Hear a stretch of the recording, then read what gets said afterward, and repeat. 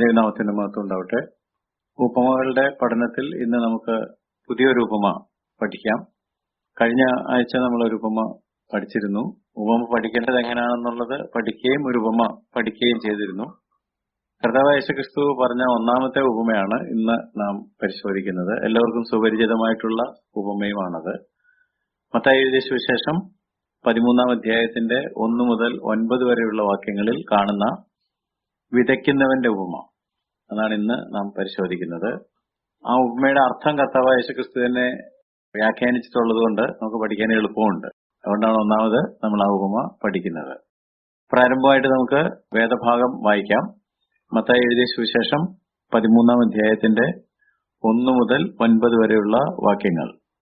അന്ന് യേശു വീട്ടിൽ നിന്ന് പുറപ്പെട്ട് കടലരികെ ഇരുന്നു. വളരെ പുരുഷാരം അവന്റെ അടുക്കൽ വന്നുകൂടുകൊണ്ട് അവൻ പടകിൽ കയറിയിരുന്നു. പുരുഷാരമെല്ലാം കരയിലിരുന്നു. അവൻ അവരോട് പലതും ഉപമകളായി പ്രസ്താവിച്ചതെന്തെന്നാൽ, വിതയ്ക്കുന്നവൻ വിതപ്പാൻ പുറപ്പെട്ടു. വിതയ്ക്കുമ്പോൾ ചിലത് വഴിയരികെ വീണു. പറവകൾ വന്ന് അത് തിന്നുകളഞ്ഞു. ചിലത് പാറസ്ഥലത്ത് ഏറെ മണ്ണില്ലാത്തയിടത്ത് വീണു. മണ്ണിന് താഴ്ചയില്ലായികയാൽ ക്ഷണത്തിൽ മുളച്ചു വന്നു. സൂര്യൻ ഉദിച്ചാറെ ചൂട് തട്ടി വേറില്ലായികയാൽ അത് ഉണങ്ങിപ്പോയി. മറ്റു ചിലത് മുള്ളിനിടയിൽ വീണു. മുള്ളു മുളച്ചു വളർന്ന് അതിനെ ഞെരുക്കി കളഞ്ഞു. മറ്റു ചിലത് നല്ല നിലത്ത് വീണു. 100, 60, 30 മേനിയായി വിളഞ്ഞു. ചെവിയുള്ളവൻ കേൾക്കട്ടെ. ഈ ഉപമയുടെ അർത്ഥം കർത്താവായ യേശുക്രിസ്തു വ്യാഖ്യാനിച്ചത് 18 മുതൽ 23 വരെയുള്ള വാക്യങ്ങളിലുണ്ട്. അപ്പൊ അതും കൂടെ നമുക്ക് വായിക്കാം. മത്തായി 13-ാം അധ്യായത്തിന്റെ 18-ാം വാക്യം മുതൽ 23-ാം വാക്യം വരെ. എന്നാൽ വിതയ്ക്കുന്നവന്റെ ഉപമ കേട്ടുകൊള്ളുവീൻ. ഒരുത്തൻ രാജ്യത്തിന്റെ വചനം കേട്ടിട്ട് ഗ്രഹിക്കാഞ്ഞാൽ ദുഷ്ടൻ വന്ന് അവന്റെ ഹൃദയത്തിൽ വിതയ്ക്കപ്പെട്ടത് എടുത്തു കളയുന്നു. ഇതത്രേ വഴിയരികെ വിതയ്ക്കപ്പെട്ടത്. പാറസ്ഥലത്ത് വിതയ്ക്കപ്പെട്ടതോ ഒരുത്തൻ വചനം കേട്ടിട്ട് ഉടനെ സന്തോഷത്തോടെ കൈക്കൊള്ളുന്നതാകുന്നു. എങ്കിലും വേരില്ലാതിരിക്കാൽ അവൻ ക്ഷണികനത്രേ. വചനം നിമിത്തം ഞെരുക്കമോ ഉപദ്രവമോ നേരിട്ടാൽ അവൻ ക്ഷണത്തിൽ ഇടറിപ്പോകുന്നു. മുള്ളിനിടയിൽ വിതയ്ക്കപ്പെട്ടതോ ഒരുത്തൻ വചനം കേൾക്കുന്നു എങ്കിലും ഈ ലോകത്തിന്റെ ചിന്തയും ധനത്തിന്റെ വഞ്ചനയും വചനത്തെ ഞെരുക്കിയിട്ട് നിഷ്ഫലനായിത്തീരുന്നതാകുന്നു. നല്ല നിലത്ത് വിതയ്ക്കപ്പെട്ടതോ ഒരുത്തൻ വചനം കേട്ട് ഗ്രഹിക്കുന്നതാകുന്നു. അത് വിളഞ്ഞ് 100, 60, 30 മേനി നൽകുന്നു. ഇതേ ഉപമ മറ്റു 2 സുവിശേഷകന്മാരും കൂടെ രേഖപ്പെടുത്തുന്നുണ്ട്. അപ്പൊ അത് മർക്കോസിലും ലൂക്കോസിലും ഏത് ഭാഗത്താണെന്നുള്ളതും കൂടെ ഞാൻ പറയാം. മത്തായി 13-ാം അധ്യായത്തിന്റെ 1 മുതൽ 9 വരെയുള്ള വാക്യങ്ങളിൽ പറഞ്ഞ കാര്യം അതേപോലെ തന്നെ മർക്കോസ് 4-ാം അധ്യായത്തിന്റെ 1 മുതൽ 9 വരെയുള്ള വാക്യങ്ങളിലുണ്ട്. ലൂക്കോസ് 8-ാം അധ്യായത്തിന്റെ 4 മുതൽ 8 വരെയുള്ള വാക്യങ്ങളിലും ഉണ്ട്. ഇനി അതിന്റെ അർത്ഥം യേശു വ്യാഖ്യാനിച്ചത് മത്തായി 13-ാം അധ്യായത്തിന്റെ 18 മുതൽ 23 വരെയുള്ള വാക്യങ്ങളിൽ ഉള്ളതുപോലെ തന്നെ മർക്കോസ് 4-ാം അധ്യായത്തിന്റെ 14 മുതൽ 20 വരെയുള്ള വാക്യങ്ങളിലുണ്ട്. ലൂക്കോസ് 8-ാം അധ്യായത്തിന്റെ 9 മുതൽ 15 വരെയുള്ള വാക്യങ്ങളിലും ഉണ്ട്. അപ്പൊ ഈ 3 വേദഭാഗങ്ങളും ഒരുമിച്ച് വെച്ചുകൊണ്ടാണ് ഈ ഉപമ നാം പഠിക്കാനായിട്ട് ആരംഭിക്കുന്നത്.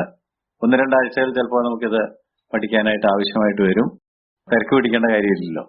അതുകൊണ്ട് ഒന്നാമത് ഞാൻ നിങ്ങളുടെ ശ്രദ്ധയിലേക്ക് കൊണ്ടുവരുന്ന ഒരു പ്രധാനപ്പെട്ട കാര്യം എന്താണെന്ന് ചോദിച്ചാൽ, നമ്മള് പ്രസംഗിക്കുന്ന വചനത്തിന്റെ എത്ര ശതമാനം ആളുകൾ സ്വീകരിക്കുന്നുണ്ട്? 3/4 ഭാഗവും നഷ്ടപ്പെട്ടു പോവുക ചെയ്യുന്നത്. അതിലെ ഇവിടെ നമ്മൾ 4 സ്ഥലത്ത് വീണ വിത്തുകളെ കുറിച്ച് കേട്ടു. ഒരു സ്ഥലത്ത് വീണത് മാത്രമല്ലേ ഫലം പുറപ്പെടുവിച്ചുള്ളൂ. അപ്പം 4-1 മാത്രമേ ഫലം ഉണ്ടാക്കുന്നുള്ളൂ. ബാക്കി നഷ്ടപ്പെട്ടു പോകുന്നു അല്ലെങ്കിൽ ഫലം കൊടുക്കുന്നില്ല എന്നൊരു പ്രധാനപ്പെട്ട ഗുണപാഠം അതിനകത്തുണ്ട്. അത് മനസ്സിൽ വെച്ചുകൊണ്ട് നമുക്ക് ചില കാര്യങ്ങൾ പൊതുവായിട്ട് ചിന്തിക്കുകയാണെങ്കിൽ, ഈ ലോകത്തില് ആത്മീയ രംഗത്ത് നടക്കുന്ന പ്രസംഗങ്ങൾക്കും പഠിപ്പീരുകൾക്കും സമ്മേളനങ്ങൾക്കും അതുപോലെ തന്നെ ഉപവാസ പ്രാർത്ഥനകള്, ഏകദിന പ്രാർത്ഥനകള്, എന്തെല്ലാം കാര്യങ്ങൾ സംഭവിക്കുന്നുണ്ട്.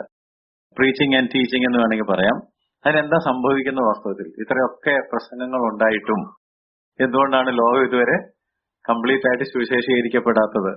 നമ്മൾ നടക്കുന്ന വർക്കിന്റെ റിപ്പോർട്ടുകളും നമുക്ക് ഏതെല്ലാം മാധ്യമങ്ങൾ കൂടിയാണ് പ്രസംഗങ്ങളും ഉപദേശങ്ങളും പ്രബോധനങ്ങളും ഒക്കെ നടക്കുന്നത് എന്ന് നോക്കിയാൽ, നടക്കുന്ന പ്രസംഗത്തിന്റെ ഫലം അതേപോലെ വരുന്നുണ്ടോ എന്ന് ചിന്തിക്കാറുണ്ടോ? അത്ഭുതപ്പെടാറുണ്ടോ എന്ന് ഞാൻ നിങ്ങളോടൊരു ചോദ്യം ചോദിക്കുകയാണ്. വിശ്വാസികൾ ദിനം പ്രതി ആയിരക്കണക്കിന് പ്രസംഗങ്ങളും ആയിരക്കണക്കിന് രചനകൾ, എഴുത്തുകൾ, കൃതികൾ, സ്പീക്കിംഗ് ആൻഡ് റൈറ്റിംഗ് എന്ന് വേണമെങ്കിൽ പറയാം, നടത്തുന്നുണ്ട്. ടിവിയിലുണ്ട്, റേഡിയോയിലുണ്ട്, ഇന്റർനെറ്റിലുണ്ട്, അല്ലെ, പെൻഡ്രൈവില്, CD-യില്, ഓൺലൈനായിട്ട്, സൂമില്, യൂട്യൂബില്. നെറ്റ് എന്ന് പറഞ്ഞപ്പോൾ അതെല്ലാം അതിനകത്തുണ്ട്. എങ്കിലും ഞാൻ എടുത്ത് ഒന്നുകൂടെ പറയുന്നത് മാത്രമേ ഉള്ളൂ. പുസ്തകങ്ങളിലുണ്ട്. പുസ്തകം എന്ന് പറയുമ്പോൾ ഇങ്ങനത്തെ പുസ്തകം മാത്രമല്ല, ഈ ബുക്ക് എന്നൊക്കെ പറഞ്ഞ് ഒരുപാട് തരത്തിലുള്ള സാധനങ്ങളുണ്ട്. ഇതിനകത്തെല്ലാം ഇങ്ങനെ ദിവസം പ്രതി ധാരാളം പ്രഭാഷണങ്ങൾ, ധാരാളം പഠിപ്പീരുകൾ, ഒരുപാട് തരത്തിലുള്ള കൃതികൾ, രചിക്കലൊക്കെ നടക്കുന്നുണ്ട്. ഇതിന്റെ എല്ലാം ഫലമായിട്ട് കാര്യമായിട്ട് എന്തെങ്കിലും സംഭവിക്കുന്നുണ്ടായിരുന്നെങ്കിൽ ഭാരതം തന്നെ സുവിശേഷീകരിക്കപ്പെടേണ്ടതായിരുന്നു. ആളുകളുടെ റിപ്പോർട്ടുകളൊക്കെ എടുത്ത് വായിക്കുകയാണെങ്കിൽ അവര് വേല ചെയ്യുന്നതിന്റെ റിപ്പോർട്ടൊക്കെ നമ്മൾ വായിച്ചു കഴിഞ്ഞാൽ ഭാരതത്തിൽ ഒരു അക്രൈസ്തവരുണ്ടെന്ന് തോന്നുകയില്ല.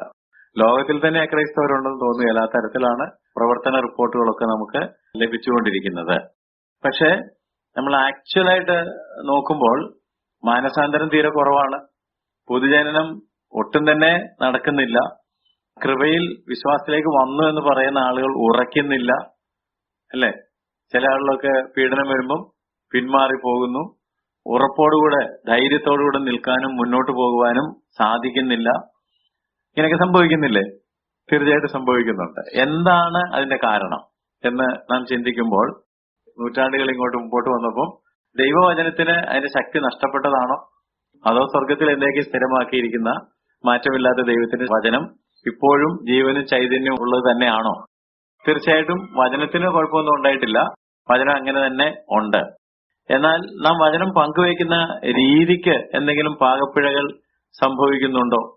അതും ചിന്തിക്കുന്നതല്ല. നമ്മൾ പങ്കുവെക്കുന്ന രീതിക്ക് എന്തെങ്കിലും കുഴപ്പങ്ങൾ ഉള്ളതുകൊണ്ടാണോ? ദൈവവചന ശുശ്രൂഷയോടുള്ള ബന്ധത്തിൽ ധാരാളം സംശയങ്ങൾ, ചോദ്യങ്ങൾ ഒക്കെ ഉണ്ട്. ഇപ്പൊ ഞാനീ പറഞ്ഞത് നിങ്ങൾ ഗൗരവമായിട്ട് ചിന്തിക്കുകയാണെങ്കിൽ അതൊക്കെ നമ്മുടെ ചോദ്യങ്ങളാണ്, അല്ലെ?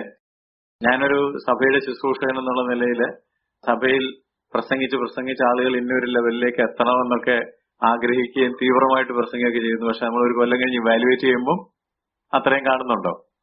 കാണുന്നില്ല. വ്യക്തികൾ എന്നുള്ള നിലയ്ക്ക് നിങ്ങൾ ഓരോരുത്തരും, ഞാനും നിങ്ങളും, നമ്മൾ കേൾക്കുകയും പഠിക്കുകയും വായിക്കുകയും ധ്യാനിക്കുകയും ആകണമെന്ന് ആഗ്രഹിക്കുക ചെയ്ത നിലയിലേക്ക് നമുക്ക് എത്താൻ പറ്റുന്നുണ്ടോ?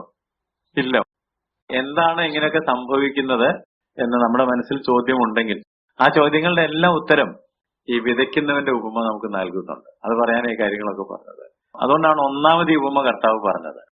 കാരണം വലിയ പുരുഷാരം യേശുവിന്റെ അടുക്കലേക്ക് വന്നപ്പോൾ ശിഷ്യന്മാര് ധരിച്ചു കാണും ഇവരെല്ലാം ഇപ്പൊ ഇങ്ങനെ കൂട്ടം കൂട്ടമായിട്ട് വന്ന് എല്ലാവരും യേശുവിന്റെ കൂടെ കൂടി ഒരു വലിയ മുന്നേറ്റം ഉണ്ടാകുമെന്ന്. പക്ഷെ ഈ പുരുഷാരം തന്നെ കുറച്ചു കഴിഞ്ഞപ്പോൾ യേശുവിനെ ക്രൂശിച്ചു, അല്ലേ?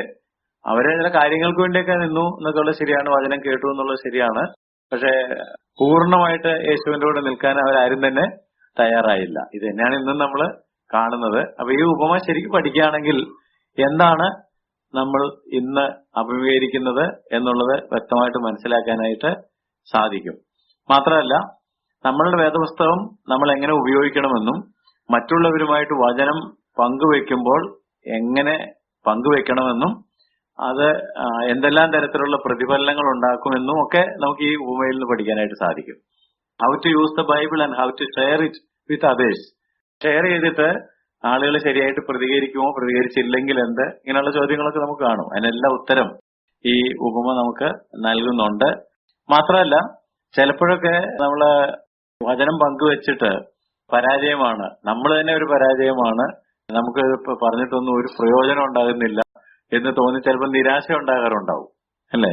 വേറെ ചില ആളുകൾക്ക് പറയുന്നതെല്ലാം വിജയിക്കുകയാണെന്ന് വിചാരിച്ച് സന്തോഷം ഉണ്ടാകുന്നവരും കാണും.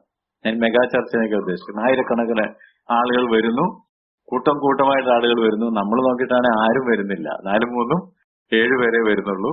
അപ്പൊ നമുക്ക് നിരാശയും അവർക്ക് സന്തോഷം ഉണ്ടാകുന്നുണ്ടെങ്കിൽ ആത്യന്തികമായിട്ട് എന്താണ് സംഭവിച്ചതെന്നുള്ളത് ഈ വന്നതിലൊന്നും അല്ല ഇരിക്കുന്നത്, വന്നതിലോ വരാത്തതിലൊന്നും അല്ല ഇരിക്കുന്നത്. ഇതിന്റെ എല്ലാം ഇവാലുവേഷൻ, വിലയിരുത്തലുകൾ നടത്തപ്പെടുന്ന ഒരു ദിവസമുണ്ട്. അന്നല്ലേ അറിയാൻ പറ്റുള്ളൂ ഈ വന്ന ആളുകളെല്ലാം എത്ര പെർസെന്റേജ് ശരിക്കും ഉണ്ടായിരുന്നു, ഈ വരാതിരുന്നവരുടെ കൂട്ടത്തിൽ എത്ര പേരുണ്ടായിരുന്നു എന്നൊക്കെ ഉള്ളത് അന്നേ അറിയാനായിട്ട് കഴിയുള്ളൂ. അതുകൊണ്ട് ഈ ഒന്നാമത് കർത്താവ് പറഞ്ഞ ഉപമ ഒരു അടിസ്ഥാന ഉപമയാണ്, എ ബേസിക് പാരബിൾ എന്ന് വേണമെങ്കിൽ പറയാം. ഒരു അടിസ്ഥാന ഉപമ, ബേസിക് പാരബിൾ.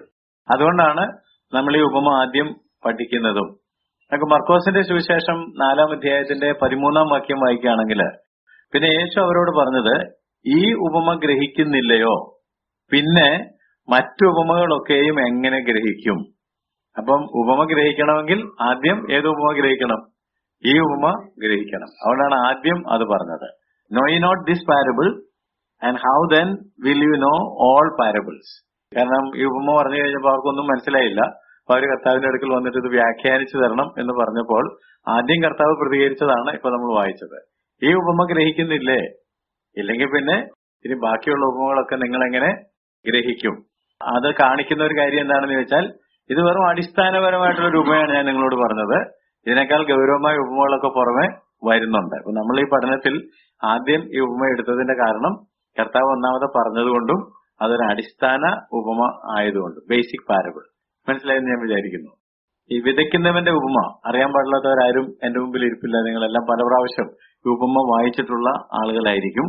ഈ ഉപമയെ നമ്മൾ അപഗ്രഥിക്കുമ്പോൾ 3 അടിസ്ഥാന അടയാളങ്ങൾ ഉപമയിൽ നിന്ന് നമ്മൾ മനസ്സിലാക്കണം. 3 basic symbols are very important. ഇവിടെ വിതയ്ക്കുന്നവന്റെ ഉപമ എന്ന് പറഞ്ഞപ്പോൾ വിതച്ചത് വിത്താണ്. വിത്ത് തന്നെ പോയി വീണതല്ല, ഒരു വിതക്കാരൻ ഉണ്ടായിരുന്നു. വിത്തുണ്ട്, വിതയ്ക്കുന്നവനുണ്ട്, അതുപോലെ തന്നെ ഇത് ചെന്ന് വീണ ഒരു നിലം അല്ലെങ്കിൽ മണ്ണുണ്ട്. ഈ 3 കാര്യങ്ങളാണ് നമ്മുടെ മനസ്സിൽ വേണ്ടത്. Seed, sower and the soil. വിത്തുണ്ട്, വിതച്ചവനുണ്ട്, വിത്ത് വീണ നിലം ഉണ്ട്. വിത്ത് ദൈവവചനമാണ്, രാജ്യത്തിന്റെ വചനം ദൈവവചനം ആണ്. വിതച്ചത് ആരാണെന്ന് ചോദിച്ചാൽ വചനം പങ്കുവെക്കുന്ന ഓരോരുത്തരും. ഞാൻ നിങ്ങളോട് പറയുമ്പോൾ, നിങ്ങൾ വേറൊരാളോട് പറയുമ്പോൾ നമ്മൾ വചനം വിതയ്ക്കുക ചെയ്യുന്നത്. വ്യാപകമായിട്ട് ചെയ്യാം, 1 to 1 എന്നുള്ള നിലയിൽ ചെയ്യാം, പലതരത്തിൽ ചെയ്യാം. അപ്പം വിത്ത് ദൈവത്തിന്റെ വചനമാണ്. ആരെങ്കിലും വചനം പങ്കുവെക്കുന്നുണ്ടെങ്കിൽ അതാണ് വിതയ്ക്കുക എന്ന് പറയുന്നത്. നിലം എന്ന് പറയുന്നത് മനുഷ്യന്റെ ഹൃദയമാണ്, അല്ലേ? ചെന്ന് വീണ സ്ഥലം എന്ന് പറയുന്നത് മണ്ണ് അല്ലെങ്കിൽ നിലം എന്ന് പറയുന്നത് മനുഷ്യന്റെ ഹൃദയമാണ്. അപ്പൊ ഈ 3 കാര്യങ്ങളാണ് ആദ്യം നമ്മൾ പരിശോധിക്കേണ്ടത്. അത് പരിശോധിച്ച് വരുമ്പോൾ അതിനകത്ത് ഉപവിഷയങ്ങൾ ഉണ്ടാകും.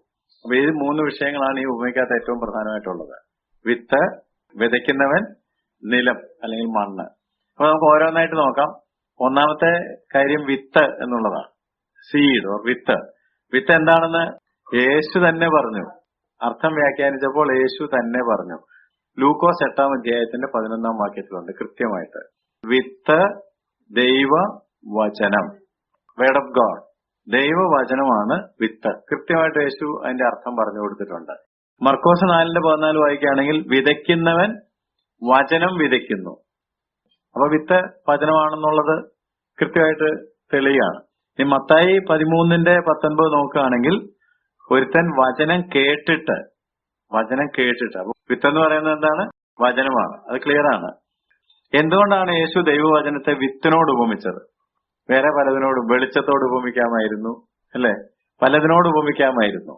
നമ്മൾ ചിന്തിച്ചു നോക്കുകയാണെങ്കിൽ ദൈവവചനത്തെ എന്തെല്ലാം കാര്യങ്ങളോട് വേണമെങ്കിൽ ഉപമിക്കാമായിരുന്നു. പക്ഷെ യേശു ആദ്യം തന്നെ വചനത്തെ വിത്തിനോടാണ് ഉപമിച്ചത്. അപ്പൊ അതിനെന്തെങ്കിലും ഒരു കാരണം കാണും എന്ന് ചിന്തിക്കുന്നതിൽ തെറ്റില്ല.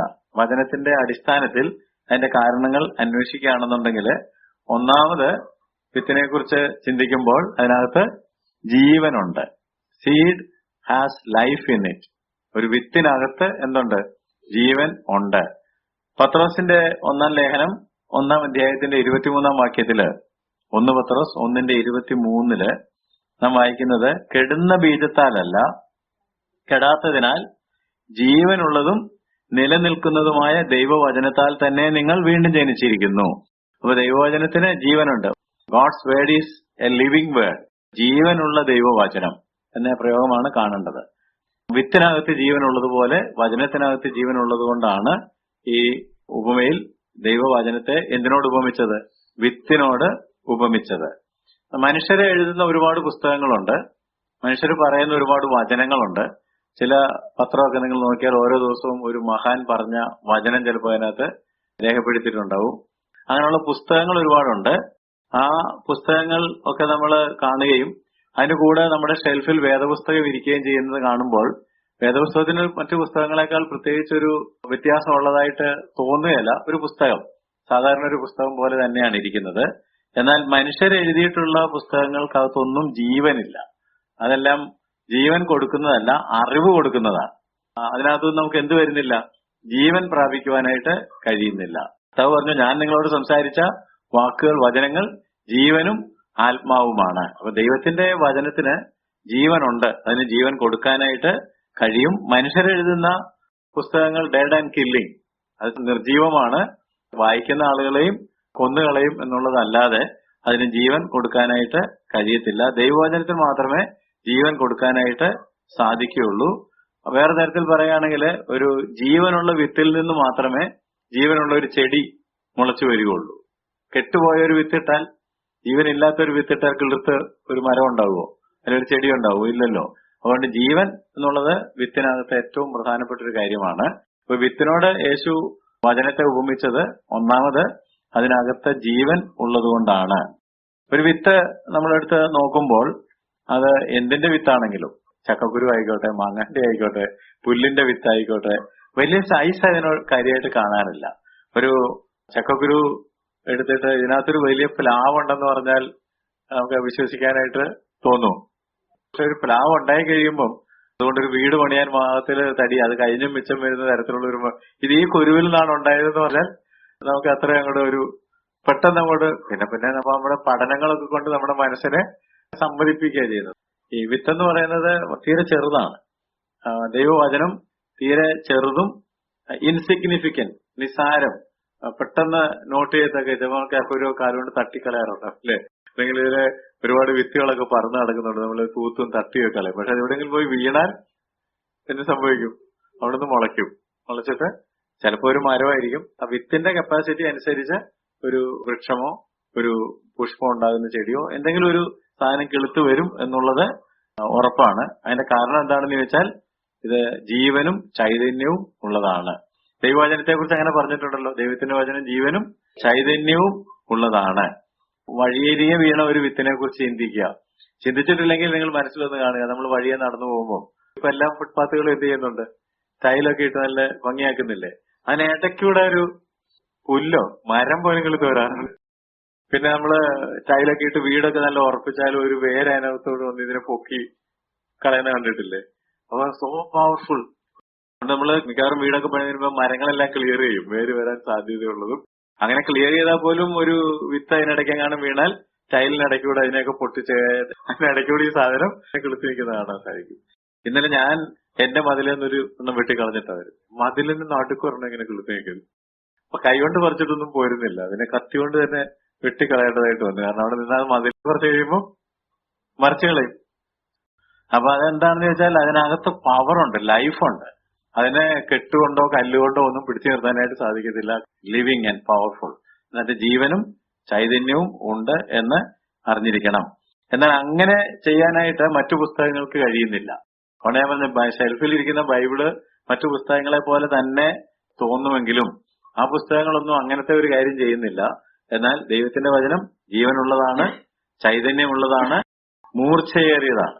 അത് പറഞ്ഞിരിക്കുന്നത് എബ്രായ ലേഖനം 4:12 ദൈവത്തിന്റെ വചനം ജീവനും ചൈതന്യവുമുള്ളതായി ഇരുവായ്ത്തലയുള്ള ഏത് വാളിനേക്കാളും മൂർച്ചയേറിയതും പ്രാണനെയും ആത്മാവിനെയും സന്ധിമജ്ജകളെയും വേർപിടിവിക്കും വരെ തുളച്ചു ചെല്ലുന്നതും ഹൃദയത്തിലെ ചിന്തനങ്ങളെയും ഭാവങ്ങളെയും വിവേചിക്കുന്നതുമാകുന്നു. Like a seed.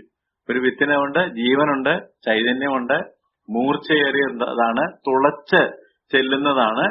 തുളച്ച് ചെന്ന് അവിടെയുള്ള സാധനങ്ങളെയൊക്കെ തട്ടി മാറ്റി ഇത് വളർന്നു വരുന്ന തരത്തിലുള്ള പവർ, ചൈതന്യം അതിന് ഉണ്ട്. മറ്റൊരു പ്രധാനപ്പെട്ട കാര്യം, ദൈവവചനം വിത്താണ് എന്ന് പറയുമ്പോൾ ഈ വിത്തിനകത്ത് ഫലം പുറപ്പെടുവിക്കാനുള്ള കപ്പാസിറ്റി ഉണ്ട്. ഈ വിത്ത് വളരാൻ നമ്മൾ അനുവദിച്ചു കഴിഞ്ഞാൽ അത് വളർന്നു വന്നു കഴിയുമ്പോൾ അതിനകത്ത് നിന്ന് ഒരു ഫ്രൂട്ട്, ഒരു ഫലവൃക്ഷമാണെങ്കിൽ ആ ഫ്രൂട്ടിനകത്ത് വീണ്ടും വിത്താണ്. ഞാൻ നേരത്തെ പ്ലാവിനെ കുറിച്ച് പറഞ്ഞു. ഒരു ചക്കക്കുരു കുഴിച്ചിട്ടു, ഒരു വലിയ പ്ലാവ് ഉണ്ടായി, അതിലൊരു ചക്ക ഉണ്ടായാൽ ഇനി എത്രയോ പ്ലാവുകൾ ഉണ്ടാകാനായിട്ടുള്ള, ആരോ പറഞ്ഞതുപോലെ ഒരു ആപ്പിളിൽ എത്ര കുരു ഉണ്ടെന്ന് നമുക്ക് എണ്ണാൻ പറ്റും. പക്ഷെ ആപ്പിളിന്റെ കുരുവിനകത്ത് എത്ര ആപ്പിൾ ഉണ്ടെന്ന് ആർക്കും കണക്കാക്കാനായിട്ട് ഒരിക്കലും സാധിക്കുകയല്ല. അപ്പൊ ചക്കയുടെ കുരു ഒരെണ്ണം ഉണ്ടായിരുന്നുള്ളൂ, അത് കുഴിച്ചിട്ട് കഴിഞ്ഞാൽ പിന്നീടുണ്ടാകുന്ന ചക്കകളും അതിനകത്തുണ്ടാകുന്ന കുരുവും എല്ലാം കണക്കാക്കുകയാണെങ്കിൽ ധാരാളം വിത്തുകൾ അതിനകത്ത് വീണ്ടും ഇരിക്കുകയാണ്. സോ ട്രമെൻഡസ് പൊട്ടൻഷ്യൽ എന്ന് വേണമെങ്കിൽ പറയാം. ഒരു വിത്തിന് അനന്തമായ സാധ്യതകളുണ്ട്. വിത്തിന് ജീവനും ചൈതന്യം ഉള്ളതുകൊണ്ട് വിത്തിന് അനന്തമായ സാധ്യതകൾ ഉണ്ട്. അതിപ്പോ ഞാൻ ഫിസിക്കലായിട്ട് ഈ വിത്തിന്റെ കാര്യമാണ് പറഞ്ഞുകൊണ്ടിരിക്കുന്നത്. ഇനി അത് ദൈവവചനമാണെന്ന് കർത്താവ് പറഞ്ഞല്ലോ. അത് വീഴുന്ന നിലം എന്ന് പറയുന്നത് മനുഷ്യന്റെ ഹൃദയമാണെന്ന് പറഞ്ഞല്ലോ. അപ്പൊ ദൈവത്തിന്റെ വചനം ഒരു മനുഷ്യന്റെ ഹൃദയത്തിൽ പതിച്ചാൽ, കടന്നു കഴിഞ്ഞാൽ അത് കിളിർക്കുന്നു, അത് വളരുന്നു, അത് ഫലം പുറപ്പെടുവിക്കുന്നു. അതുകൊണ്ട് ആത്യന്തികമായിട്ട് ആ ആളുടെ ജീവിതത്തിൽ ധാരാളം ആത്മീയ ഫലങ്ങൾ കായ്ക്കുവാൻ ഇടയായിത്തീരുന്നു. ആത്മീയ ഫലം, ഒരു ഫലവും ഇല്ലാതിരുന്ന ആളുകൾ ദൈവവചനം കേട്ടതിന് ശേഷം ധാരാളം ആത്മീയ ഫലം കായ്ക്കുന്നവരായിട്ട് മാറുന്നു. അപ്പൊ എന്താണ് നമ്മൾ കായ്ക്കുന്ന ആത്മീയ ഫലം എന്ന് ചിന്തിക്കുകയാണെങ്കിൽ, ദൈവത്തിന്റെ വചനത്തിൽ പലതരത്തിലുള്ള ആത്മീയ ഫലങ്ങളെ കുറിച്ച് നമ്മൾ പറഞ്ഞ ഒരു വിത്തെല്ലാം ഒരുപോലെ അല്ലല്ലോ. ചക്കയുണ്ട്, മാങ്ങയുണ്ട്, തേങ്ങയുണ്ടെന്ന് പറഞ്ഞതുപോലെ എല്ലാ വിത്തും ഒരുപോലെ അല്ല, എല്ലാ ഫലങ്ങളും ഒരുപോലെ അല്ല.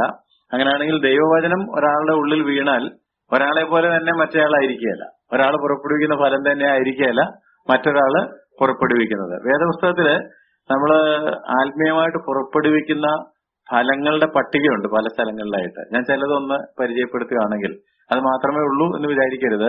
നിങ്ങൾ ഫലം പുറപ്പെടുവിക്കണം എന്ന് പറയുമ്പോൾ അതിന് യേശു പറഞ്ഞു, ഏത് വൃക്ഷത്തെയും ഫലം കൊണ്ട് അറിയാമെന്ന് പറഞ്ഞു. അപ്പൊ അങ്ങനെയാണെങ്കിൽ എന്താണ് നമ്മൾ കായ്ക്കേണ്ട ഫലം എന്നുള്ളതിനെ കുറിച്ച് ഒരു കൺസേൺ നമുക്ക് ഉണ്ടായിരിക്കേണ്ടതാണ്. പല ഫലങ്ങളെ കുറിച്ച് വചനം പറയുന്നുണ്ട്, അല്ലെ? ഏതെങ്കിലും ഒരെണ്ണം കായ്ക്കണം. അപ്പൊ ഏത് വിത്താ വീണതെന്നുള്ളതനുസരിച്ച് നമ്മളൊരു ഫലം പുറപ്പെടുവിക്കാൻ, അതിനകത്ത് വീണ്ടും വിത്തുണ്ടാവും. റോമാലേഖനത്തിൽ കുറെ ഫലങ്ങളെ കുറിച്ച് പറയുന്നുണ്ട്. റോമാലേഖനം 1:13, റോമർ 1:13, എന്നാൽ സഹോദരന്മാരെ, എനിക്ക് ശേഷം ജാതികളിൽ എന്ന പോലെ നിങ്ങളിലും വല്ല ഫലവും ഉണ്ടാകേണ്ടതിന് നിങ്ങളുടെ അടുക്കൽ വരുവാൻ പലപ്പോഴും ഭാവിച്ചുവെങ്കിലും ഇതുവരെ മുടക്കം വന്നു. അപ്പൊ അതിന്റെ അർത്ഥം ആത്മാക്കളെ നേടുന്നതാണ് അവിടെ ഉദ്ദേശിക്കുന്നത്. വല്ല ഫലവും എന്നവിടെ കണ്ടോ? സഹോദരന്മാരെ, എനിക്ക് ശേഷം ജാതികളിൽ എന്ന പോലെ നിങ്ങളിലും വല്ല ഫലവും എന്ന് പറഞ്ഞാൽ റോമൻ ചർച്ചിലേക്ക് ചെല്ലുമ്പോൾ അവിടെയും കുറെ ആത്മാക്കൾ രക്ഷയിലേക്ക് വരുവാൻ ഇടയാകണം. അപ്പൊ ആത്മാക്കളെ കർത്താവിന് വേണ്ടി നേടുന്നത് ഒരു ആത്മീയ ഫലമാണ്. റോമലേഖനം 6:22 വാക്യത്തിൽ നാം വായിക്കുന്നത്, ഇപ്പോൾ പാപത്തിൽ നിന്ന് സ്വാതന്ത്ര്യം പ്രാപിച്ച് ദൈവത്തിന് ദാസന്മാരായിരിക്കാൻ നിങ്ങൾക്ക് ലഭിക്കുന്ന ഫലം വിശുദ്ധീകരണം, അതിന്റെ അന്തം നിത്യജീവൻ. അപ്പം ഫലം വിശുദ്ധീകരണം, ഹോളിനെസ്. ഈ വിത്ത് വീണാൽ ചിലപ്പോൾ ഉണ്ടാകുന്നത് അശുദ്ധന്മാരായ ആളുകൾ വിശുദ്ധന്മാരായിട്ട് മാറും, ആത്മാക്കളെ നേടുന്നവരായിട്ട് മാറും. അശുദ്ധിയെല്ലാം പോയിട്ട് വിശുദ്ധീകരണത്തിലേക്ക് മുന്നേറുവാനായിട്ട് കഴിയും. അതൊരു ഫലമാണ്. വീണ്ടും റോമാലേഖനം 15 26, 27, 28 വാക്യങ്ങൾ വായിക്കുമ്പോൾ, റോമാലേഖനം 15:26 മുതൽ 28 വരെ, യെരുശലേമിലെ വിശുദ്ധന്മാരിൽ ദരിദ്രരായ അവർക്ക് ഏതാനും ധർമ്മോപകാരം ചെയ്യുവാൻ മക്കെദോന്യയിലും അഖായയിലും ഉള്ളവർക്ക് തോന്നിയപ്പോൾ പൗലോസ് അതൊന്ന് കോർഡിനേറ്റ് ചെയ്യുകയാണ്. കോർഡിനേറ്റ് ചെയ്തിട്ട് 27 വാക്യത്തിൽ പറഞ്ഞു, ജാതികൾ അവരുടെ ആത്മീയ നന്മകളിൽ കൂട്ടാളികളായെങ്കിൽ, അവരുടെ എന്ന് പറഞ്ഞാൽ യഹൂദന്മാരുടെ ആത്മീയ നന്മകളിൽ കൂട്ടാളികളായെങ്കിൽ ഐഹിക നന്മകളിൽ അവർക്ക് ശുശ്രൂഷ ചെയ്യുവാൻ കടംപ്പെട്ടിരിക്കുന്നു. ഞാനത് നിവർത്തിച്ച് ഈ ഫലം അവർക്ക് ഏൽപ്പിച്ച് ബോധ്യം വരുത്തും. എന്ന് പറഞ്ഞാൽ യെരുശലേമിൽ യഹൂദന്മാരായ വിശ്വാസികൾ ദരിദ്രരായി തീർന്നപ്പോൾ മക്കെദോന്യയിലും അഖായയിലുമുള്ള ജാതീയ സഭയിൽപ്പെട്ട ആളുകൾ ദാരിദ്ര്യം മാറ്റാനുള്ള ഭൗതിക നന്മകൾ കൊടുത്തുവിട്ടു. ആ ഭൗതിക നന്മകൾ ഒരു ഫലമാണ്, വിശുദ്ധി ഒരു ഫലമാണ്, ആത്മാക്കളെ നേടുന്ന ഒരു ഫലമാണ്. സാമ്പത്തിക ബുദ്ധിമുട്ടുകളിലൊക്കെ ഇരിക്കുന്ന ആളുകൾക്ക് ഭൗതികമായിട്ടുള്ള നന്മകൾ ചെയ്യാൻ കഴിയുന്നത് ഫലമാണ്. എല്ലാവർക്കും പറ്റിയാലായിരിക്കും, ഇതെല്ലാം എല്ലാവർക്കും പറ്റുന്നതായിരിക്കില്ല. ജീവവൃക്ഷമാണെങ്കിൽ അതിനകത്ത് ഓരോ മാസം പുതിയ പുതിയ ഫലം കായ്ക്കുന്നുണ്ട്, എല്ലാം വേണേ കായ്ക്കാം. അതുകൊണ്ട് ഇപ്പൊ 3 ഫലത്തെ കുറിച്ച് ഞാൻ പറഞ്ഞു. 1, ആത്മാക്കളെ നേടുക; 2, വിശുദ്ധീകരണം; 3, നാം മറ്റുള്ളവർക്ക് ഭൗതിക നന്മകൾ ചെയ്യുക. അതൊരു ഫലമാണ്. ഗലാത്യ ലേഖനം 5 22, 23 വാക്യങ്ങളിൽ എല്ലാവർക്കും അറിയാം, ആത്മാവിന്റെ ഫലമോ, ആത്മാവിന്റെ ഫലം സ്നേഹം, സന്തോഷം, സമാധാനം, ദീർഘക്ഷമ, ദയ, പരോപകാരം, വിശ്വസ്തത, സൗമ്യത, ഇന്ദ്രിയജയം. അപ്പൊ ആത്മാവിന്റെ ഫലം സ്വഭാവത്തിൽ വരുന്ന മാറ്റങ്ങളാണ്. വിശുദ്ധിയോടൊപ്പം തന്നെ നമ്മുടെ സ്വഭാവത്തിൽ ഇങ്ങനെയുള്ള ഗുണങ്ങളൊക്കെ വരുന്നതും ദൈവം പ്രതീക്ഷിക്കുന്ന ഒരു ഫലമാണ്. സ്നേഹം, സന്തോഷം, സമാധാനം, ദീർഘക്ഷമ, ദയ, പരോപകാരം, വിശ്വസ്തത, സൗമ്യത, ഇന്ദ്രിയജയം, ഇതുപോലത്തെ ഫലങ്ങൾ. കൊലോസ് ലേഖനം 1-ാം അധ്യായത്തിന്റെ 10-ാം വാക്യത്തിൽ മറ്റൊരു ഫലത്തെക്കുറിച്ച് പറയുന്നുണ്ട്. കൊലോസ് ലേഖനം 1-ാം അധ്യായത്തിന്റെ 10-ാം വാക്യം, നിങ്ങൾ സകല സൽപ്രവൃത്തിയിലും ഫലം കായ്ച്ച്. അപ്പൊ സൽപ്രവൃത്തികൾ ഫലമാണ്. ഒരു സൽപ്രവൃത്തിയും ചെയ്യാത്ത ആള് ദൈവവചനം ഉള്ളിൽ വീണ് കഴിയുമ്പോഴത്തേക്ക് സൽപ്രവൃത്തികൾ ചെയ്യാൻ പാകത്തിൽ രൂപാന്തരപ്പെടും. ആ സൽപ്രവൃത്തിയുടെ ഗുണം അനുഭവിച്ച ആളുകൾ വീണ്ടും സൽപ്രവൃത്തികൾ ചെയ്യും. സൽപ്രവൃത്തികൾ ആരെയും രക്ഷിക്കുകയല്ല, പക്ഷെ രക്ഷിക്കപ്പെട്ടവന്റെ ജീവിതത്തിൽ നിന്ന് വരുന്ന ഒരു ഫലമാണ് സൽപ്രവൃത്തികൾ. നാം സൽപ്രവൃത്തികൾക്കായിട്ട് സൃഷ്ടിക്കപ്പെട്ടവരാണ്. നാം ചെയ്തു പോരേണ്ടതിന് ദൈവം മുന്നൊരുക്കിയിരിക്കുന്നു. അപ്പൊ സൽപ്രവൃത്തികൾ ഒരു ഫലമാണ്. എബ്രായ ലേഖനം 13-ാം അധ്യായത്തിന്റെ 15-ാം വാക്യത്തിൽ നാം വായിക്കുന്നത്, അവന്റെ നാമത്തെ ഏറ്റുപറയുന്ന അധരഫലം എന്ന സ്തോത്രയാകും. അപ്പൊ എന്ത് സംഭവിച്ചാലും ദൈവത്തിന് സ്തോത്രം ചെയ്യാൻ കഴിയുന്നത് ഒരു ഫലമാണ്. അവന്റെ നാമത്തെ ഏറ്റുപറയുകയും, അവൻ മാറാത്തവനാണ്, അവൻ നമ്മുടെ കൂടെ ഉണ്ട്, അവൻ മതിയായവനാണ്, അവന്റെ നാമത്തെ ഏറ്റുപറയുന്ന അധരഫലമെന്ന സ്തോത്രയാകും. അപ്പൊ ഇങ്ങനെ പല ഫലങ്ങളെ കുറിച്ച് ദൈവത്തിന്റെ വചനം പറയുന്നുണ്ട്. അപ്പൊ ഏകദേശം ഒരു ഐഡിയ കിട്ടിക്കാണും ഈ ഫലം എന്ന് പറഞ്ഞാൽ എന്നാ ഉദ്ദേശിക്കുന്നതെന്ന്. ഫലം കായ്ക്കണം, അവരുടെ ഫലത്താൽ നിങ്ങൾക്ക് അവരെ അറിയാം. അല്ലെങ്കിൽ ദൈവവചനമാകുന്ന വിത്ത് നമ്മുടെ ഉള്ളിൽ വീണ് കഴിഞ്ഞാൽ നമ്മൾ ഫലം പുറപ്പെടുവിക്കണം എന്ന് പറയുമ്പോൾ ഒന്നുകിൽ ആത്മാക്കളെ നേടണം, അല്ലെങ്കിൽ ജീവിതത്തിൽ വിശുദ്ധി വേണം, അല്ലെങ്കിൽ ഭൗതിക നന്മകൾ മറ്റുള്ളവരുമായി പങ്കുവെക്കണം. ആത്മാവിന്റെ ഫലം നമ്മളിൽ പുറപ്പെട്ടു വരണം. സൽപ്രവൃത്തികളിൽ ഫലം കായ്ക്കണം. അധരഫലം എന്ന സ്തോത്രയാഗം. ഇനി വേറെ വേറെ ഫലങ്ങൾ നിങ്ങൾക്ക് കണ്ടുപിടിക്കാം. അപ്പം വചനം വിത്ത് പോലെ തന്നെ നമ്മളിലേക്ക് പ്ലാന്റഡ് ആകണം, നമ്മൾ നടണം. എങ്കിൽ മാത്രമേ അത് പ്രയോജനകരമായ തരത്തിൽ കിളിർത്തു വരികയും വളർന്നു വരികയും ഫലം പുറപ്പെടുവിക്കുകയും ചെയ്യുകയുള്ളൂ എന്ന് അറിഞ്ഞിരിക്കണം. അതുകൊണ്ടാണ് യാക്കോബ് 1-ാം അധ്യായത്തിന്റെ 21-ാം വാക്യത്തിൽ പറഞ്ഞു, ആത്മാക്കളെ രക്ഷിപ്പാൻ ശക്തിയുള്ളതും ഉൾനട്ടതുമായ വചനം. ഉൾനട്ടതുമായ വചനം, എൻഗ്രാഫ്റ്റഡ് വേർഡ് എന്നാണ് ഇംഗ്ലീഷിൽ. നമ്മുടെ മലയാളത്തിൽ ഉള്ളിൽ നട്ടത്. വചനം എവിടെയെങ്കിലും ഒരിടത്ത് ഇങ്ങനെ മൂലയ്ക്ക് ഇരുന്നാൽ പോരാ, അത് ആത്മാക്കളെ രക്ഷിപ്പാൻ ശക്തിയുള്ളത് നമ്മുടെ ഉള്ളിൽ നട്ടതായിരിക്കും. ഉൾനട്ടത്. യാക്കോബ് 1:21. ഉൾനട്ടതുമായ വചനം സൗമ്യതയോടെ കൈക്കൊള്ളുവീൻ എന്നാണ്. അപ്പൊ വചനം നമ്മുടെ അടുക്കിലേക്ക് വരുമ്പം അത് സൗമ്യതയോടെ സ്വീകരിച്ചിട്ട് നമ്മുടെ ഉള്ളിൽ അത് നടണം. നമ്മുടെ ഹൃദയത്തിൽ അത് പ്ലാന്റഡ് ആകണം. അങ്ങനെ പ്ലാന്റഡ് ആയെങ്കിൽ മാത്രമേ അത് ഫലം പുറപ്പെടുവിക്കുകയുള്ളൂ എന്ന് അറിഞ്ഞിരിക്കുക. ഞാനത് കുറച്ചുകൂടെ എക്സ്പ്ലെയിൻ ചെയ്ത് പറയുകയാണെന്നുണ്ടെങ്കിൽ, ഈ വിത്ത് നമ്മുടെ ഉള്ളിൽ കൾട്ടിവേറ്റഡ് ആകണം, നർച്ചേർഡ് ആകണം, പ്രൊട്ടക്റ്റഡ് ആകണം. നമ്മുടെ ഉള്ളിൽ ഒരു വിത്ത് നടുകയാണെന്നുണ്ടെങ്കിൽ നട്ടേച്ച് നമ്മൾ ഇവരങ്ങ് പോവുകയാണ് ചെയ്യുന്നത്. ചെടിയൊക്കെ വളർത്തുന്ന സഹോദരിമാരോട് ചോദിച്ചാൽ അവർ പറയും, എന്തെങ്കിലും ഒരു വിത്ത് എടുത്ത് ചെടിച്ചട്ടിക്കകത്തിട്ട് പിന്നെ അവരവരുടെ വഴിക്ക് പോയി 2 കൊല്ലം കഴിഞ്ഞാണോ വരുന്നത്? അല്ല, ഒരു ദിവസം അതിന്റെ പുറകെയുണ്ട്. അങ്ങനെയല്ലേ? അല്ലെങ്കിൽ ഒരു കൃഷിക്കാരനെ നമ്മൾ നോക്കുകയാണെങ്കിൽ ഏത്തവാഴയോ നെല്ലോ എന്തെങ്കിലും നട്ടേച്ചാ ഇനി ഇതിന്റെ ഫലം 10 മാസം കഴിഞ്ഞാൽ കിട്ടുള്ളൂ, അപ്പൊ വരാം എന്ന് വിചാരിച്ചിരിക്കുകയല്ലല്ലോ. അവരതിന്റെ കൂടെ ഉണ്ട്. നടണം, പരിചരിക്കണം എന്ന് വേണമെങ്കിൽ പറയാം, അല്ലെ? നട്ടതിനെ പരിചരിക്കണം, അതിന് വേണ്ട വളവും വെള്ളവും കളയെടുത്തു കൊടുത്ത് അതിനെ സൂക്ഷിക്കുന്നതിനാണ് ഈ പരിചരിക്കുക എന്ന് പറയുന്നത്. അതിനെ സംരക്ഷിക്കണം സുരക്ഷിതമായിട്ട്. കീടങ്ങൾ ആക്രമിക്കാം, ആരെങ്കിലും വെട്ടിക്കളയാം, അല്ലെങ്കിൽ നമ്മളോട് ദേഷ്യമുള്ള ആരെങ്കിലും അതിനെ പറിച്ചു കളയാം. ഒത്തിരി പ്രശ്നങ്ങളുണ്ടാകാം. കള്ളൻ രാത്രിയിൽ വന്ന് വിതച്ചേച്ചു പോകാം, ഈ സാധനം തന്നെ പറിച്ചുകൊണ്ട് പോകാം. അതുകൊണ്ട് നട്ടാൽ മാത്രം പോരാ, നട്ടതിനെ പരിചരിക്കണം, അതിനെ സംരക്ഷിക്കണം. അതിന് ചുറ്റും കെട്ടി അടച്ചൊക്കെ സൂക്ഷിച്ച് അപ്പൊ സുരക്ഷിതത്വം കൊടുക്കണം, പരിചരിക്കണം. അങ്ങനെ വെച്ചിട്ട് പിന്നെ അത് വളർന്നു വരുമ്പോൾ ചിലപ്പോൾ അഴിച്ചു കൊടുക്കേണ്ടതായിട്ട് വരും.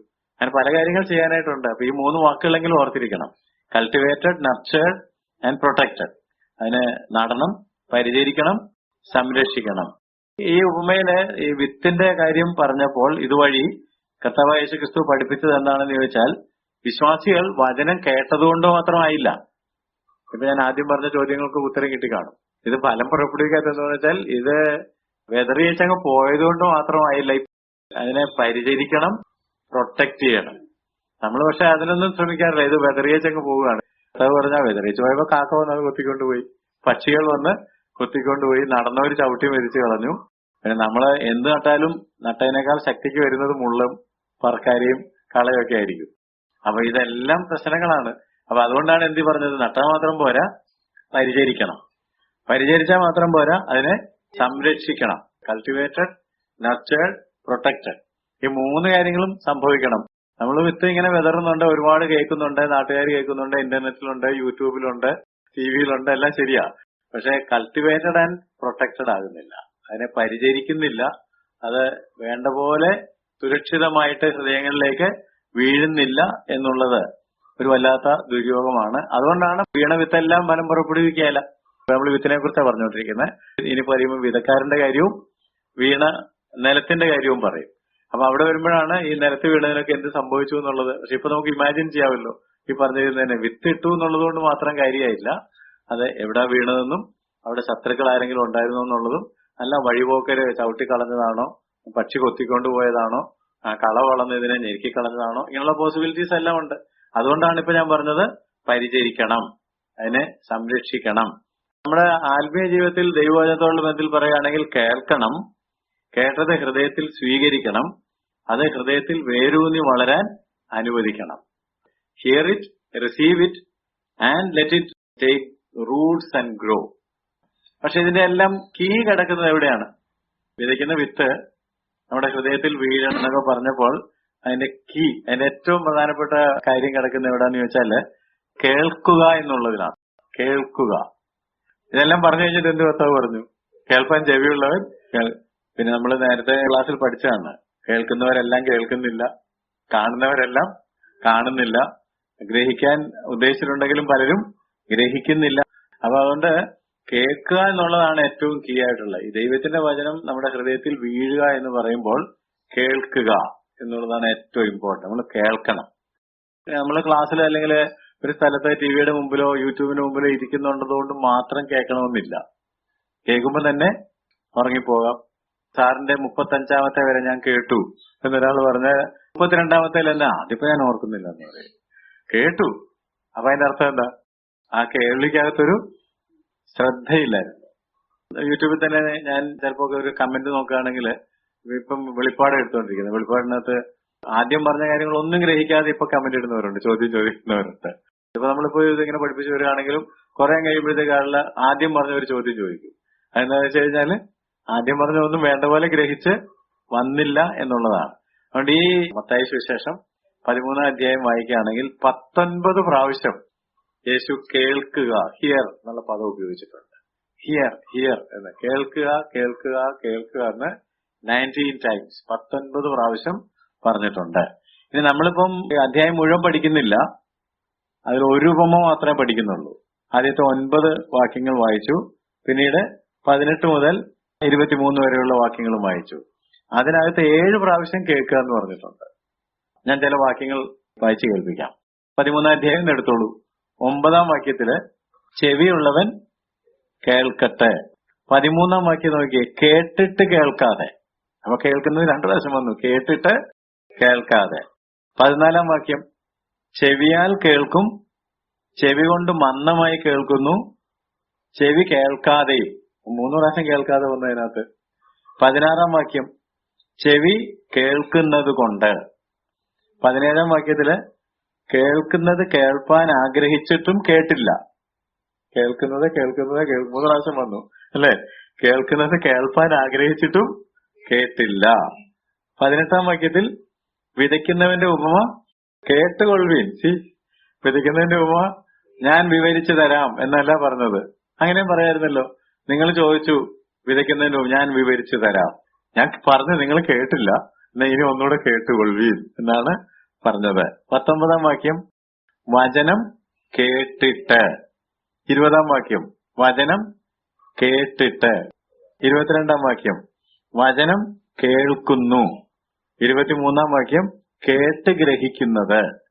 അവസാനം 43ാം വാക്യത്തിൽ ചെവിയുള്ളവൻ കേൾക്കട്ടെ. ഈ അധ്യായം നിങ്ങൾ വായിച്ചു നോക്കുകയാണെങ്കിൽ ഓവർ ആൻഡ് അഗെയിൻ ഇത്രയും വാക്കുകൾ ഉപയോഗിച്ച് എന്തിനാണെന്ന് ചോദിച്ചാൽ നമ്മളത് ശ്രദ്ധിക്കാൻ വേണ്ടിയാണ്. ഇങ്ങനെ ഇടയ്ക്കിടയ്ക്ക് വരുമ്പം നമ്മുടെ ശ്രദ്ധ അതിലേക്ക് വരികയല്ലേ. വരേണ്ടത് എന്താണെന്ന് ചോദിച്ചാൽ കേൾക്കണം എന്നുള്ളതാ. കേൾക്കുന്നവരെ പോലെ ഇരുന്നാൽ പോരാ, കേൾക്കുന്നു എന്നൊരു സംതൃപ്തി ഉണ്ടാക്കിയാൽ പോരാ. ഞാൻ കേൾക്കുന്നുണ്ടായിരുന്നു, ഞാൻ നിങ്ങൾ ഉറങ്ങുകയാണെങ്കിലും കേൾക്കുമായിരുന്നു എന്ന് പറഞ്ഞാൽ പോരാ. ഉറങ്ങിയ പോലെ ഇരിക്കുന്നുണ്ട് കേട്ടുകൂടായികയില്ല. ഒരു പ്രൊഫസറെ ഓർക്കുന്നുണ്ട്, അദ്ദേഹം റിസർച്ച് ഗൈഡാണ്. റിസർച്ച് റൈറ്റിംഗ് കഴിയുമ്പോൾ വായിക്കാൻ പറയും. അപ്പൊ വായിക്കുമ്പോൾ നമ്മളിങ്ങനെ വായിച്ചുകൊണ്ടിരിക്കുകയായിരിക്കും, പുള്ളിക്കാരൻ ഇങ്ങനെ ഉറങ്ങിയ പോലെ ഇരിക്കും. അപ്പൊ പിള്ളേർ 3 പേര് അങ്ങ് മറിച്ചു വിടും, വേഗം ഇത് വായിച്ചു തരാൻ വേണ്ടി. ആ കണക്ഷൻ പോയല്ലോ, 3 പേര് പുറകോട്ട് മറിച്ചെന്ന് അദ്ദേഹം പറയുമായിരുന്നു. ഞാൻ വെറുതേക്ക് മനസ്സിലായി കാണുന്നതായിരിക്കാണ്. അപ്പൊ ഇങ്ങനെ ഉറങ്ങിയ പോലെ ഇരുന്നുകൊണ്ട് കേൾക്കാതിരിക്കണമെന്നൊന്നും അർത്ഥമൊന്നുമില്ല. നമ്മൾ ഇരിക്കുന്ന രീതി ഒന്നും അല്ല കാര്യം, ഉള്ളിൽ നമ്മൾ നല്ല റിസപ്റ്റിവിറ്റി വേണമെന്ന്. ഇപ്പൊ അങ്ങോട്ട് നോക്കിയത് കൊണ്ടോ ഇങ്ങോട്ടൊന്ന് തിരിഞ്ഞത് കൊണ്ടോ ഒന്നും കുഴപ്പമൊന്നും ഉണ്ടാകുന്നില്ല. അല്ലെങ്കിൽ ക്ലാസ്സിൽ പഠിപ്പിക്കുമ്പോൾ ചിലപ്പോൾ പിള്ളേർ അങ്ങോട്ടും ഇങ്ങോട്ടും വർത്താനം പറയുമ്പോൾ നമുക്ക് പെട്ടെന്നൊരു വിഷമം തോന്നുമായിരുന്നു. കുറച്ച് കഴിഞ്ഞ് എക്സ്പീരിയൻസ് ആയപ്പോൾ ചോദിച്ചപ്പോൾ അത് സാറ് പറഞ്ഞ മനസ്സിലായില്ല, അവരൊന്നുകൂടെ പറഞ്ഞു പഠിച്ചതാ. നമ്മൾ പറയുന്നതിനൊക്കെ കൂടുതൽ മനസ്സിലായി ചിലപ്പോൾ അടുത്തിരിക്കുന്ന ആൾ പറയുമ്പോഴേ. അപ്പൊ അതൊന്നും കേൾക്കുന്നില്ല എന്ന് പറയാനൊക്കെയല്ല, കേൾക്കുന്നുണ്ട്, ഗ്രഹിക്കാൻ ശ്രമിക്കുക ചെയ്തത്. സംസാരിച്ചുകൊണ്ട് ചിലപ്പോൾ കേട്ട് ഗ്രഹിക്കുന്നവർ കാണും. പ്രധാനപ്പെട്ട കാര്യം എന്താണെന്ന് ചോദിച്ചാല് കേൾക്കണം, അത് നമ്മുടെ ഉള്ളിലേക്ക് പോകണം, അകത്തേക്ക് കടക്കണം എന്നുള്ളതാണ്. ഈ ഒരു കാര്യം പ്രത്യേകം ശ്രദ്ധിക്കുക. ഈ വിതയ്ക്കുന്ന വിത്ത് നമ്മുടെ ഉള്ളിലേക്ക് പോകണമെന്നുണ്ടെങ്കിൽ ചെവി കൂടിയാ പോകുന്നത്. അതുകൊണ്ടാണ് ചെവി ഉള്ളവൻ കേൾക്കട്ടെ എന്ന് പറയുന്നത്. നമ്മുടെ ചെവി വട്ടം പിടിച്ച് നമ്മൾ എന്താണ് ദൈവത്തിന്റെ വചനത്തിൽ നിന്ന് വരുന്നത് എന്നുള്ളത് കേൾക്കാനായിട്ടുള്ള ഒരു ഉത്സാഹം വളരെ കാര്യമായിട്ട് നമ്മുടെ ഉള്ളിൽ വേണം. അപ്പൊ ഈ പറഞ്ഞതിന്റെ അർത്ഥം, Jesus was not talking about the literal act of physical hearing. 23-ാം വാക്യം കേട്ട് ഗ്രഹിക്കുന്നത്. അവസാനം 43-ാം വാക്യത്തിൽ ചെവിയുള്ളവൻ കേൾക്കട്ടെ. ഈ അധ്യായം നിങ്ങൾ വായിച്ചു നോക്കുകയാണെങ്കിൽ ഓവർ ആൻഡ് അഗെയിൻ ഇത്രയും വാക്കുകൾ ഉപയോഗിച്ച് എന്തിനാണെന്ന് ചോദിച്ചാൽ നമ്മളത് ശ്രദ്ധിക്കാൻ വേണ്ടിയാണ്. ഇങ്ങനെ ഇടയ്ക്കിടയ്ക്ക് വരുമ്പം നമ്മുടെ ശ്രദ്ധ അതിലേക്ക് വരികയല്ലേ. വരേണ്ടത് എന്താണെന്ന് ചോദിച്ചാൽ കേൾക്കണം എന്നുള്ളതാ. കേൾക്കുന്നവരെ പോലെ ഇരുന്നാൽ പോരാ, കേൾക്കുന്നു എന്നൊരു സംതൃപ്തി ഉണ്ടാക്കിയാൽ പോരാ. ഞാൻ കേൾക്കുന്നുണ്ടായിരുന്നു, ഞാൻ നിങ്ങൾ ഉറങ്ങുകയാണെങ്കിലും കേൾക്കുമായിരുന്നു എന്ന് പറഞ്ഞാൽ പോരാ. ഉറങ്ങിയ പോലെ ഇരിക്കുന്നുണ്ട് കേട്ടുകൂടായികയില്ല. ഒരു പ്രൊഫസറെ ഓർക്കുന്നുണ്ട്, അദ്ദേഹം റിസർച്ച് ഗൈഡാണ്. റിസർച്ച് റൈറ്റിംഗ് കഴിയുമ്പോൾ വായിക്കാൻ പറയും. അപ്പൊ വായിക്കുമ്പോൾ നമ്മളിങ്ങനെ വായിച്ചുകൊണ്ടിരിക്കുകയായിരിക്കും, പുള്ളിക്കാരൻ ഇങ്ങനെ ഉറങ്ങിയ പോലെ ഇരിക്കും. അപ്പൊ പിള്ളേർ 3 പേര് അങ്ങ് മറിച്ചു വിടും, വേഗം ഇത് വായിച്ചു തരാൻ വേണ്ടി. ആ കണക്ഷൻ പോയല്ലോ, 3 പേര് പുറകോട്ട് മറിച്ചെന്ന് അദ്ദേഹം പറയുമായിരുന്നു. ഞാൻ വെറുതേക്ക് മനസ്സിലായി കാണുന്നതായിരിക്കാണ്. അപ്പൊ ഇങ്ങനെ ഉറങ്ങിയ പോലെ ഇരുന്നുകൊണ്ട് കേൾക്കാതിരിക്കണമെന്നൊന്നും അർത്ഥമൊന്നുമില്ല. നമ്മൾ ഇരിക്കുന്ന രീതി ഒന്നും അല്ല കാര്യം, ഉള്ളിൽ നമ്മൾ നല്ല റിസപ്റ്റിവിറ്റി വേണമെന്ന്. ഇപ്പൊ അങ്ങോട്ട് നോക്കിയത് കൊണ്ടോ ഇങ്ങോട്ടൊന്ന് തിരിഞ്ഞത് കൊണ്ടോ ഒന്നും കുഴപ്പമൊന്നും ഉണ്ടാകുന്നില്ല. അല്ലെങ്കിൽ ക്ലാസ്സിൽ പഠിപ്പിക്കുമ്പോൾ ചിലപ്പോൾ പിള്ളേർ അങ്ങോട്ടും ഇങ്ങോട്ടും വർത്താനം പറയുമ്പോൾ നമുക്ക് പെട്ടെന്നൊരു വിഷമം തോന്നുമായിരുന്നു. കുറച്ച് കഴിഞ്ഞ് എക്സ്പീരിയൻസ് ആയപ്പോൾ ചോദിച്ചപ്പോൾ അത് സാറ് പറഞ്ഞ മനസ്സിലായില്ല, അവരൊന്നുകൂടെ പറഞ്ഞു പഠിച്ചതാ. നമ്മൾ പറയുന്നതിനൊക്കെ കൂടുതൽ മനസ്സിലായി ചിലപ്പോൾ അടുത്തിരിക്കുന്ന ആൾ പറയുമ്പോഴേ. അപ്പൊ അതൊന്നും കേൾക്കുന്നില്ല എന്ന് പറയാനൊക്കെയല്ല, കേൾക്കുന്നുണ്ട്, ഗ്രഹിക്കാൻ ശ്രമിക്കുക ചെയ്തത്. സംസാരിച്ചുകൊണ്ട് ചിലപ്പോൾ കേട്ട് ഗ്രഹിക്കുന്നവർ കാണും. പ്രധാനപ്പെട്ട കാര്യം എന്താണെന്ന് ചോദിച്ചാല് കേൾക്കണം, അത് നമ്മുടെ ഉള്ളിലേക്ക് പോകണം, അകത്തേക്ക് കടക്കണം എന്നുള്ളതാണ്. ഈ ഒരു കാര്യം പ്രത്യേകം ശ്രദ്ധിക്കുക. ഈ വിതയ്ക്കുന്ന വിത്ത് നമ്മുടെ ഉള്ളിലേക്ക് പോകണമെന്നുണ്ടെങ്കിൽ ചെവി കൂടിയാ പോകുന്നത്. അതുകൊണ്ടാണ് ചെവി ഉള്ളവൻ കേൾക്കട്ടെ എന്ന് പറയുന്നത്. നമ്മുടെ ചെവി വട്ടം പിടിച്ച് നമ്മൾ എന്താണ് ദൈവത്തിന്റെ വചനത്തിൽ നിന്ന് വരുന്നത് എന്നുള്ളത് കേൾക്കാനായിട്ടുള്ള ഒരു ഉത്സാഹം വളരെ കാര്യമായിട്ട് നമ്മുടെ ഉള്ളിൽ വേണം. അപ്പൊ ഈ പറഞ്ഞതിന്റെ അർത്ഥം, Jesus was not talking about the literal act of physical hearing, അല്ലെ? ശാരീരികമായിട്ട് ചെവി ഇങ്ങനെ വട്ടം പിടിച്ച് കേട്ടോണ്ട് തന്നെ ഇരിക്കണം, ശബ്ദം എപ്പോഴും ചെവിക്കകത്ത് വേണമെന്നുള്ളതാണോ കർത്താവ് പറഞ്ഞതിന്റെ അർത്ഥം? നോ നോ നോ, ഒരിക്കലും അല്ല. He was talking about listening with inner ear. അകക്കണ്ടുണ്ടെന്ന് പറഞ്ഞ പോലെ അകത്തൊരു ചെവിയുണ്ട്, അകത്തെ മനുഷ്യന് ചെവിയുണ്ട്. ആ അകത്തെ മനുഷ്യന്റെ ഹൃദയത്തിനകത്തേക്ക് ചെവിയിൽ കൂടി കയറിയ ഹൃദയത്തിലേക്ക് പോകുന്നത്. അകത്തെ ചെവി കൊണ്ട് കേട്ട് ഹൃദയത്തിന്റെ അന്തർഭാഗത്തേക്ക് ദൈവവചനം ആഴത്തിൽ ഇറങ്ങണം, റിസീവ്ഡ് ആകണം. അങ്ങനെ റിസീവ്ഡ് ആയെങ്കിൽ മാത്രമേ നമ്മുടെ ഉള്ളിൽ ഈ ദൈവത്തിന്റെ വചനം നടപ്പെടുകയുള്ളൂ. അങ്ങനെ താഴേക്ക് പോകുന്നില്ലെങ്കിൽ മാഷന്മാര് പറയുന്നത് ഈ ചെവി കൂടെ കേട്ട് ഈ ചെവി കൂടെ പോയി. അങ്ങനെ ഇതിലെ പോയെന്നല്ല എന്റെ അർത്ഥം. എന്റെ അർത്ഥം എന്താണ്? ഇത് കേട്ടതൊന്നും അകത്തേക്ക് പോയില്ല, അത് പ്ലാന്റഡ് ആയില്ല എന്നാണ്. അതുകൊണ്ട് ഈ വിത്ത് എന്ന് പറയുന്നത് ദൈവത്തിന്റെ വചനമാണ്. ദൈവത്തിന്റെ വചനത്തിന് അനന്തമായ സാധ്യതകളുണ്ട്. ആ സാധ്യതകളുള്ള ദൈവവചനം നമ്മുടെ ചെവിയിൽ വന്ന് പതിക്കുമ്പോൾ അത് ആന്തരിക ചെവിയിലേക്ക് പതിക്കുവാനും അത് ഹൃദയത്തിലേക്ക് ആഴ്ന്നിറങ്ങിയിട്ട് അവിടെ വേരൂന്നി വളരുവാനും അത് സംരക്ഷിക്കപ്പെടുവാനായിട്ട് അതിൽ പ്രൊട്ടക്റ്റഡ് ആകണം, നർച്ചേർഡ് ആകണം. അതുകൊണ്ടാണ് രാപ്പകൽ ധ്യാനിക്കണം എന്നൊക്കെ പറഞ്ഞത്. വചനം രാപ്പകൽ ധ്യാനിക്കണം. കേട്ടു, അതവിടെ വീണു. പക്ഷെ അത് നമുക്ക് ഫലപ്രദമായിട്ട് ഉപകാരപ്രദമായിട്ട് വരണമെന്നുണ്ടെങ്കിൽ അത് രാവും പകലും ധ്യാനിക്കണം. അതാണ് ഈ പരിചരിക്കുക എന്ന് പറഞ്ഞത്. ആ വീണത് നഷ്ടപ്പെട്ടു പോകാതിരിക്കത്തക്ക തരത്തിൽ പരിചരിക്കുക. ധനത്തിന്റെ ചിന്തയും മറ്റ് വിഷയമോഹങ്ങളും ഒക്കെ അകത്ത് കടന്നിട്ട് ഇതിനെ ഞെരുക്കി നിഷ്ഫലമാക്കി കളഞ്ഞു. അതിലേക്ക് നമ്മൾ പുറകെ വരും. ഇപ്പൊ വിത്തിനെ കുറിച്ച് മാത്രമേ പറയാം. അപ്പൊ ഈ വിത്ത് പരിചരിക്കപ്പെടണമെന്ന് പറഞ്ഞാൽ വളരാൻ ആവശ്യമായ സാഹചര്യങ്ങൾ നമ്മൾ കൊടുക്കണം. വളമിട്ട് കൊടുക്കണം, വെള്ളം ഒഴിച്ചു കൊടുക്കണം, സൂര്യപ്രകാശം ഇല്ലെങ്കിൽ അത് അങ്ങോട്ട് പ്രകാശത്തിലേക്ക് മാറ്റി വെക്കണം, അല്ലെ? ഇൻസൈഡർ പ്ലാന്റ് ആണെങ്കിൽ നമ്മൾ ഇടയ്ക്ക് എന്ത് ചെയ്യും? അല്പം സൂര്യനെ കിട്ടാൻ ഇതില്ലാതെ പറ്റത്തില്ല. അതിനനുസരിച്ച് പ്ലേസ് മാറ്റി കൊടുക്കും. അല്ലെങ്കിൽ ഒത്തിരി വെയിൽ കൊള്ളാൻ പാടില്ലാത്തതാണെങ്കിൽ ഗ്രീൻ ഹൗസ് ഉണ്ടാക്കുകയോ അല്ലെങ്കിൽ നമുക്ക് ആ ഷെഡിലേക്ക് മാറ്റി വെക്കുകയോ പിന്നെടുത്ത് പുറത്ത് വെയിലത്ത് വെക്കുകയും പിന്നെടുത്ത് അകത്ത് വെക്കുകയോ ഒക്കെ ചെയ്യുന്ന നിങ്ങൾ കണ്ടിട്ടില്ലേ? അപ്പൊ അതനുസരിച്ചുള്ള പരിചരണം ഇതിന് കൊടുക്കണം.